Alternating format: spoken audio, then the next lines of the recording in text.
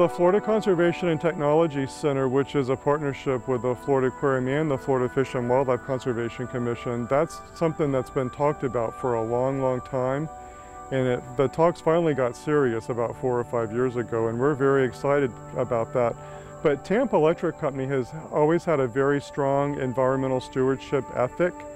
And the Manatee Viewing Center is probably one of our best examples of that ethic. That's 30 years old now, so this is something we've been doing for a long time, but wanted to expand our environmental education message. And we had all this land south of the Manatee Viewing Center, because this property where the Florida Conservation and Technology Center is going to go is a little over 500 acres of prime coastal habitat. So it's just the perfect place to do a partnership like that. Where we're standing right now, we're on the top of a 50-foot high wildlife observation tower. And then there's a quarter-mile boardwalk that leads up to this. And so visitors to the Manatee Viewing Center and then ultimately the Florida Conservation and Technology Center will be able to come up to the top of the tower and see all the sights there are to see from up here, as well as the other trails and other amenities that we're adding throughout the property.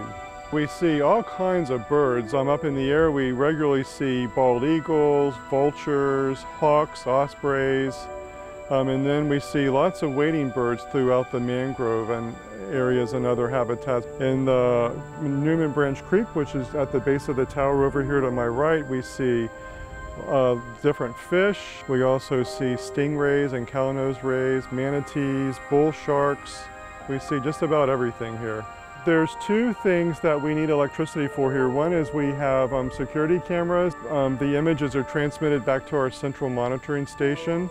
And so we're able to keep an eye on this even when the facility is closed and no one is out here. But we also have a meteorological station on the roof, and that also requires electricity. So we're gathering data about wind speed, wind direction, temperature, humidity. We're also measuring the solar incidence, because we have some renewable energy projects going in, and so we want to be able to see just how much sunlight is falling in this area. And so both of those require electricity, and it would have been very expensive to run a line all the way out here, so solar was a really good option for a remote facility like this. There is a paddling trail. When we're kayaking out here, manatees will regularly come right up to the edge of the kayaks, and sometimes they'll actually nudge it, or if they're surfacing for air and they happen to be under the kayak, they'll actually come up under you and kind of knock you out of the way. So it's pretty exciting when you're out here and get to see manatees that close. In the background and to my left is our Manatee Viewing Center, and we've hosted our 4.5 millionth visitor. And so it just gets more and more popular every year. During the winter time, it's wonderful habitat there, and the warm water certainly attracts a lot of different species. If you're there, you can see spotted eagle rays jump out of the water, spinner sharks jumping up out of the water, all the species of fish, huge tarpon. Over here to the east, there's two projects. One is our Energy Technology Demonstration Center, and that'll be just south of the Manatee Viewing Center. That's going to be an education facility that demonstrates several different technologies that are both renewable energy and distributive generation type projects. So people will be able to visit there and learn about wind turbines and solar and Stirling engines and bloom boxes and a lot of those other cutting edge technologies that are out there. There's also going to be lab space, and there will be University of South Florida grad students there that'll be doing research and collecting data on these different technologies. Where you see the large gypsum pile over there, there's going to be a 125-acre solar array. It's going to have 70,000 solar panels, and that will be generating 25 megawatts of electricity, and that should be enough to power about 3,500 homes. The boardwalk, it looks like it's actually just cut through a mangrove swamp. And you might assume that there were a lot of impacts that occurred there to mangroves, but that's actually not the case. This is right next to Newman Branch Creek, and that creek was channelized decades ago. So they came in and dredged out sediments and also tried to straighten the creek and just cast the spoil to the side. And so alongside the creek there was a band of spoil that had been cast from that dredging operation, and then on top of that was a lot of Brazilian peppers.